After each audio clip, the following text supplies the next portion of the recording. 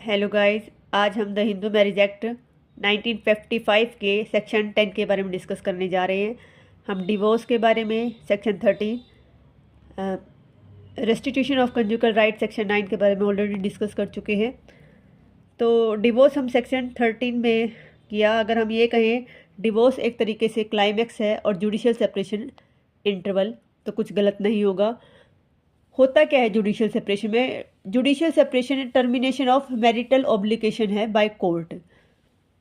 जब कभी हस्बैंड और वाइफ किसी भी वजह से एक दूसरे के साथ नहीं रहना चाहते, लेकिन वो मैरिज को नहीं ख़त्म करना चाहते, बट एक दूसरे के साथ भी नहीं रहना चाह रहे, तो ऐसी कंडीशन में जुडिशियल सेपरेशन का सहारा लिया जाता है। तो यहाँ पे मेन मकसद होता है शादी को बचाना। तो यहाँ एक कोर्ट आपको एक ऑप्शन देती है कि आप दोनों पार्टीज एक दूसरे से अलग होके देख लें। अगर इस टाइम पीरियड में उनको रियलाइजेशन हो जाता है तो वो वापस अपनी मैरिज में आ सकते हैं, और अगर उनको लगता है कि नहीं अलग ही होना है तो ये एक ग्राउंड आपको मिल जाएगा डिवोर्स के लिए भी। अब हिंदू मैरिज एक्ट में ये जुडिशियल सेपरेशन का डिस्कशन सेक्शन 13(1)(a) के सेकंड पार्ट में फर्स्ट पार्ट में किया गया। यहाँ पे ये बोला गया कि अगर जुडिशियल सेपरेशन की डिक्री पास कर दी है कोर्ट ने और 1 साल से ज़्यादा हो गया है, लेकिन कोई सॉल्यूशन नहीं निकला है, कोई कोहैबिटेशन नहीं हुआ है, कोई रिजेक्शन नहीं हुआ, तो ये एक ग्राउंड बन जाएगा डिवोर्स का।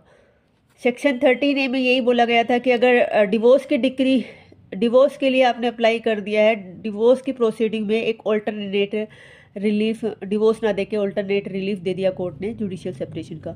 जुडिशियल सेपरेशन का ग्राउंड क्या होगा?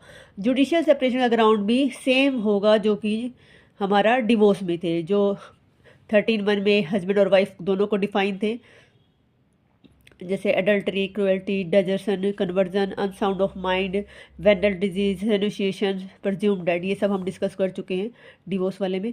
13 के 2 में जो बाइगेमी था, या फिर गिल्टी ऑफ रेप, सोडोमी या बेस्टिलिटी, या आपका no resumptions after the maintenance CRPC 125 के अंडर, या सेक्शन 18 ऑफ हिंदू मैरिज के, या फिर आपका जो था ऑप्शन ऑफ पॉवर्टी।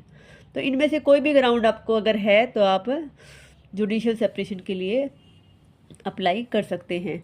अब इफ़ेक्ट क्या होंगे जुडिशियल सेपरेशन के? अगर जुडिशियल सेपरेशन आपका हो गया तो क्या इसका क्या इफ़ेक्ट है?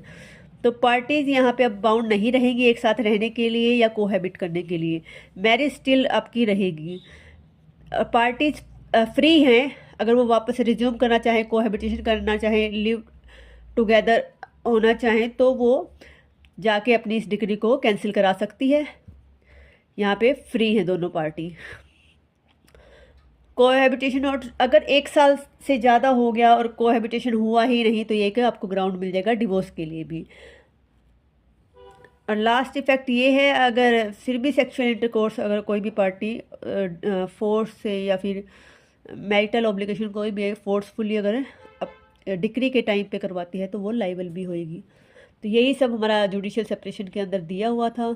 तो जुडिशियल सेपरेशन लगाए लो, डिवोर्स से पहले एक सोचने का टाइम है कि क्या आप सच में ही डिवोर्स चाहते हैं। अगर आप सच में ही चाहते हैं तो आप डिवोर्स की साइड जा सकते हैं, ग्राउंड मिल गया। अगर नहीं, ये सिर्फ जल्दबाजी का फैसला था, तो आप वापस से अपनी मैरिज में आ सकते हैं। Thank you.